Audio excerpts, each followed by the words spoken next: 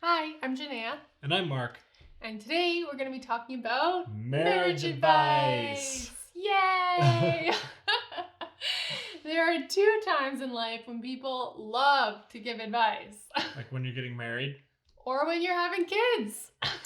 Some of the advice is actually really good. And honestly, we've put a lot of the advice to work in our marriage. Yeah, it's been a crucial part of our marriage, really.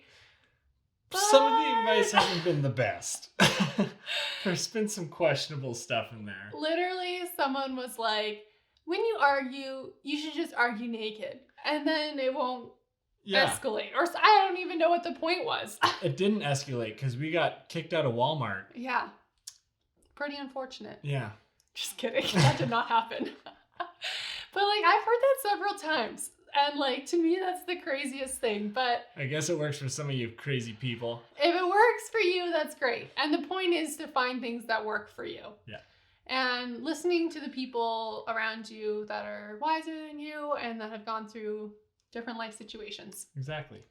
So today we're going to talk about two pieces of advice that we got that have been crucial in our marriage. The first one is never assume that the other person knows what you're thinking. The other one is always assume that your partner has the best intentions in mind for you. Yeah. So starting with the first one, never assume the other person knows what you're thinking. Ladies, I'm just going to say it. I'm just going to call us out because we can be horrible at this. They don't know what we're thinking. We just got to say it. It's just something that needs to be said. They don't read our minds. I know this is such a classic thing, but it's so true. I remember early on in our marriage, we would be leaving people's houses and we would be there for an hour. And Mark would just be talking and talking. And I'm like, oh my goodness. I'm a social butterfly. What can I say? I was trying to do different social cues, open the door, zip up my jacket. Unzip the jacket, take it off, put it back on, zip it back up, play with the zipper. Didn't work. None of it worked. So now I'm just we're leaving. It is time to go. We are leaving. And it works. Much better. So surprising. But the point is that we need to learn to ask for what we want. Another thing that Mark brought up earlier today was that we don't always know what our spouse is thinking either. I was shocked when he said that. I was like, are you sure? I read you like a book. I was like, okay, no, you're right. That's true. And I need to be better at that. Guys, we gotta also be able to speak up. So often we just push everything aside and just power through. And sometimes you just gotta speak up. Honestly, if I've had a long week at work and our house has endless projects. So I could work on projects 24/7. And if I have had a long week at work, sometimes I just gotta say to Janeya, hey, I just gotta have a day to relax. Mm-hmm. And honestly, it's great. Janeya is very understanding and it's worked out so well for us and it's actually made my home life and work life so much better. Yeah, I don't know that he's thinking in his head, oh man, work's been tough and now I gotta go home and do all those things. I have no idea. So it is just so much more helpful if he communicates that and tells me what he's thinking in that way. We also need to remember that marriage is a team effort. Exactly. And it takes two to tango. And so you just got to communicate. Say what's going on. And it's important to say, hey, what can I do for you? Yeah. What would make your week better? I've got some extra time. And that way it's not always on the person to speak up. It's also giving them an opportunity to speak. Exactly. And honestly, we've kind of talked about the men's and the women's roles. But honestly, it can be reversed and anywhere in between.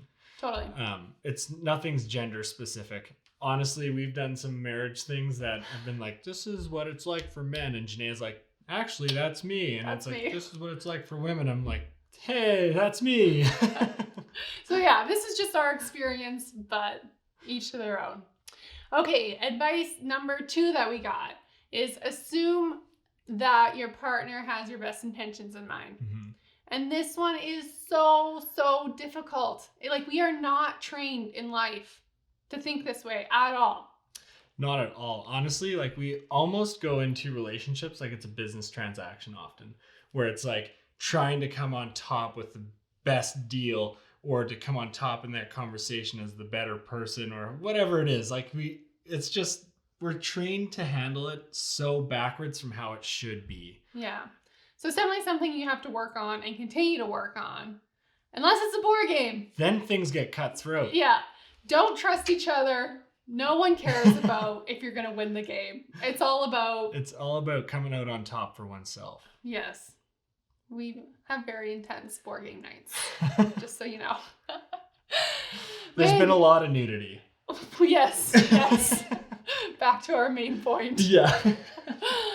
But in another situation, let's get away from that. Yeah. Bad joke. Yeah. Let's say we're having people over for supper, and I'm going to go out and get some groceries, and I'm thinking, okay, our house is a mess.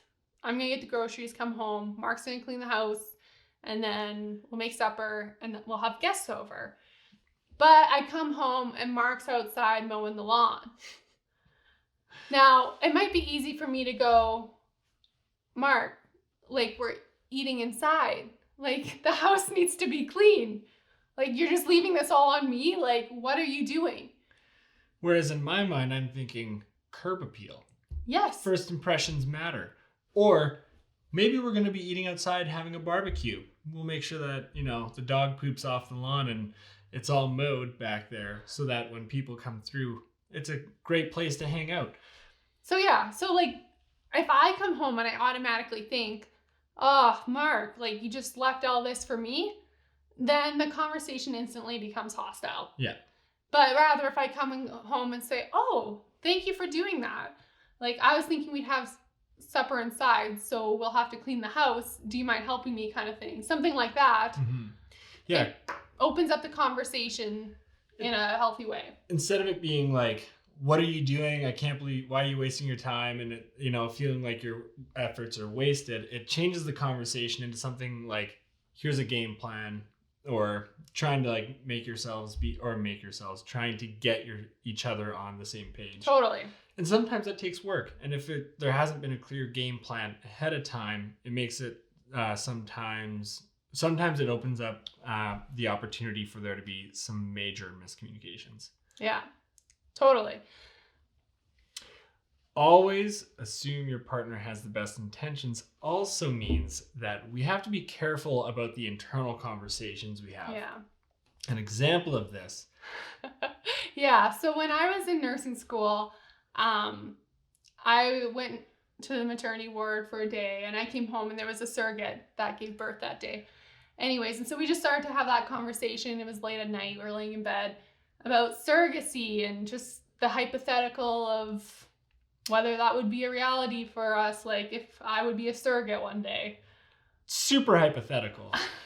And for some reason, there's a few comments I had made that I felt like Janeya had sloughed off and, there's some miscommunications and she slept like a baby because, she had I thought it was a good conversation. Yeah, it was just like a hypothetical, like, oh, this is an interesting thought. And I stayed up all night playing this conversation in my mind and it went from like, oh, she didn't acknowledge that to she ignored that. Mm-hmm. She, and I just started accusing her in my mind. And instead of assuming that she had my best intentions in mind and that we're just having a good conversation in a hypothetical, I got really mad. And it actually ended up being one of the biggest arguments we've ever had. Yeah, it has been to date. Kind of embarrassing to admit, honestly. But it just shows like how important it is to just think, okay, maybe Janeya meant this. Maybe that's not what she meant when she said that. And to start conversations with giving your partner the benefit of the doubt. And honestly, like giving your partner the benefit of the doubt leaves the space for there to be a good conversation over an argument. Totally. Yeah. So that's something that we found to be super helpful, super important in our marriage. Mm-hmm. And we've gotten lots of great advice, honestly. And it's important to listen to those people that have gone through life and that have gone through lots of hardship and listen to what they have to say. And it takes practice. It's not something that just comes natural. Mm-hmm. It's not like you read it, think about it, hear it, and you're like, boom, done. Now I'm a pro at this, right? Yeah. It's something that We are not pros. Yeah, we're not pros. And we've had to learn to be patient with each other, forgiving, gracious, and just to continue looking for more advice from wise people. Totally. Honestly. Yeah. It's a never ending thing. We're Yeah. always growing, always learning.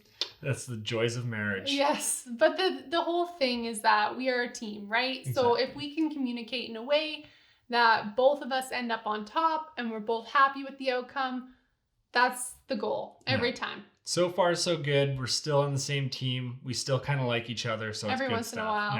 in a while. Yeah.